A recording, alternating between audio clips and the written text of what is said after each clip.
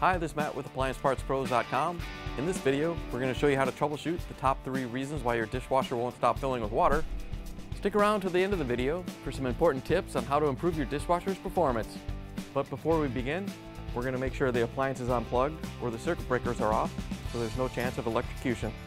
Also make sure you turn off the water supply underneath the sink. First thing to check is the water inlet valve. It's what lets the water into the dishwasher. The water inlet valve is made up of the bracket, the valve body, and the solenoid. It's located down in front behind the access panel. If the dishwasher won't stop filling with water, it could be that the diaphragm inside the valve is damaged or the solenoid is stuck in the open position. When this happens, the tub will continuously fill with water, and the only way to stop it is by turning off the water supply to the dishwasher. When the valve fails this way, it'll have to be replaced. If you need to order a part, simply go to AppliancePartsPros.com and type in your model number. Find your part on the easy-to-read diagrams and match it to the number below. Click on the part if you want to see more pictures of the item or watch its repair video. You can also scroll down to see DIY stories from customers like you, or ask a question in the Q&A section. Once you're ready, you can add the part to your cart. It's that easy. Most orders will arrive within 2 business days. Next thing to check is the float switch. It's a safety device that shuts off the water once the tub is full. Float switches are usually little micro switches. They're made out of plastic, have wire terminals, and a button to activate the contacts inside. If you open up the dishwasher door, the float will usually be in the left or right front corner. The switch is directly below that, right behind the access panel. If the dishwasher won't stop filling with water, it could be that the contacts inside the switch have failed and the power to the water valve isn't being shut off when the float lifts up. We'll have to test it for continuity to see if it's failed. In order to see if the part can carry an electric current, we have to test it with a multimeter set to continuity. Once you have it set, touch the probes together to make sure it's working. Once you have the access panel off, you'll be able to see the switch. Depending upon the design, you might just be able to take the wires off right there, or you may have to remove the switch from the holder.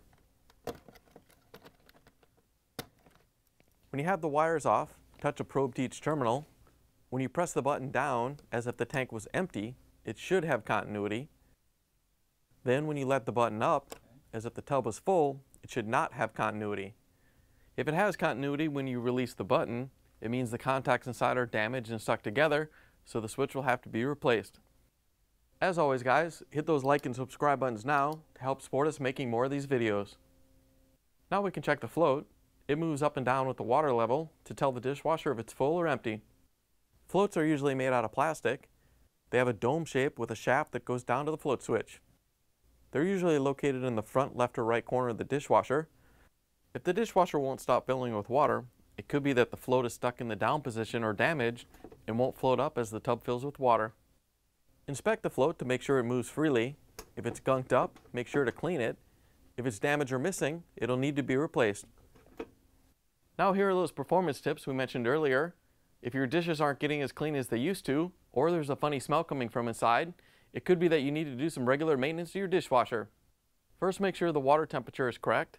Most manufacturers recommend the water to be around 120 degrees Fahrenheit to clean properly.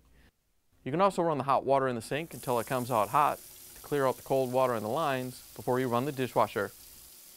It's important for the spray arms to be clear of dirt and soap residue. Clogged spray arms can prevent the water from spraying out as intended, causing your dishes to remain dirty after a cycle. Simply take a small nail or toothpick and check all the holes on the spray arm. If any are clogged, make sure to clean them out. Be sure not to use anything that will deform the holes. It's important to inspect and clean your dishwasher's filter as well. A clogged filter will prevent the water from cycling through the dishwasher properly and can prevent the dishes from getting clean.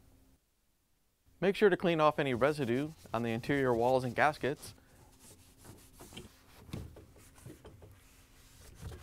Also make sure to use a cleaner such as a Fresh or Glisten on a regular basis to help keep everything clean.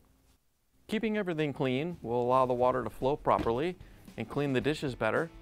It will also reduce stress on the motors and pumps since they won't have to work as hard. Once you take care of the problem, you can plug the appliance in, turn the water back on, and take it for a spin. Thanks for joining us for another troubleshooting video brought to you by AppliancePartsPros.com.